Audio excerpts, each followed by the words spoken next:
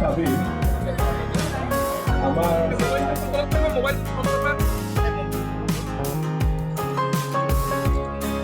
আমাৰ স্থানীয় সাংসদ সন্মানীয় ৰঞ্জিত দত্তনাগৰীয়া আমাৰ বিধায়ক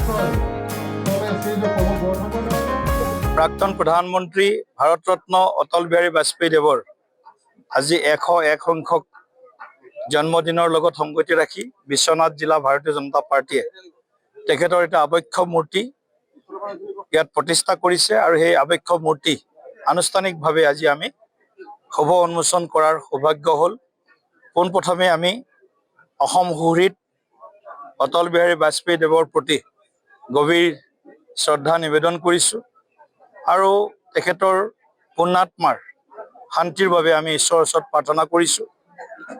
অটল বিহাৰী বাজপেয়ীদেৱ বহুমুখী প্ৰতিভাৰে ধনী ব্যক্তিত্বৰ অধিকাৰী আছিল আৰু তেখেতৰ দিনতেই অসম উত্তৰ পূৰ্বাঞ্চলে বিভিন্ন উপহাৰ লাভ কৰিছিল। ডোনাৰ মিনিষ্ট্ৰী 10% টোটেল ভাৰতবৰ্ষৰ বাজেট আউটলেৰ তাৰ পৰা আৰম্ভ কৰি ইষ্ট ৱেষ্ট কৰিডৰ আৰু জনজাতি মন্ত্ৰণালয় বেলেগ ডিপাৰ্টমেণ্ট অসম আন্দোলনৰ সময়ত বাজপেয়ীদেৱে অসমলৈ আহি অসমীয়া ৰাইজৰ লগত থিয় দিছিল। অবৈধ বাংলাদেশীৰ যি অবাধ প্ৰব্ৰজন সেই প্ৰব্ৰজনক ৰাষ্ট্ৰীয় সমস্যা ৰূপে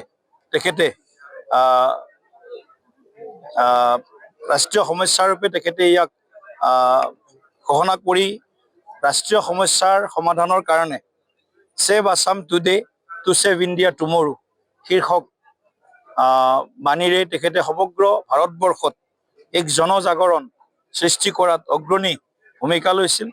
এজন সুপ্ৰশাসক হিচাপে তেখেতৰ দিনত সমগ্ৰ ভাৰতবৰ্ষৰ শাসন ব্যৱস্থাৰ যি সংস্কাৰমুখী যাত্ৰা আৰম্ভ হৈছিল আৰু সুশাসন প্ৰতিষ্ঠাৰ ক্ষেত্ৰত কাণ্ডাৰী হিচাপে তেখেতে যিখিনি কাম কৰি গৈছে, নিশ্চিতভাৱে ভাৰতবৰ্ষ আজি আমি প্ৰতিগৰাকী ভাৰতীয়ই তেখেতৰ সেই অনবদ্য অৰিহণাসমূহক চিৰকাল মনত ৰাখিব লাগিব।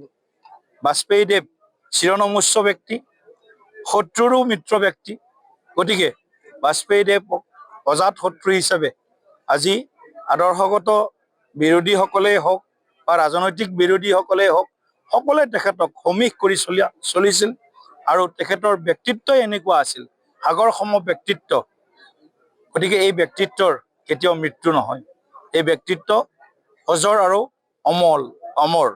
সেইকাৰণে আমি দিল্লীত তেখেতৰ যি শেষ অন্তিম স্থান, সেই অন্তিম স্থানক আমি সদৈৱ অটল নামেৰে নামাকৰণ কৰিছোঁ আৰু বাজপেয়ীদেৱৰ যি তেখেতৰ কাম কাজ, তেখেতৰ নীতি আদৰ্শ আছিল, সেইখিনিক আমি আগবঢ়াই লৈ যোৱাৰ কাৰণে আমি আমাৰ প্ৰয়াস অব্যাহত ৰাখিছোঁ।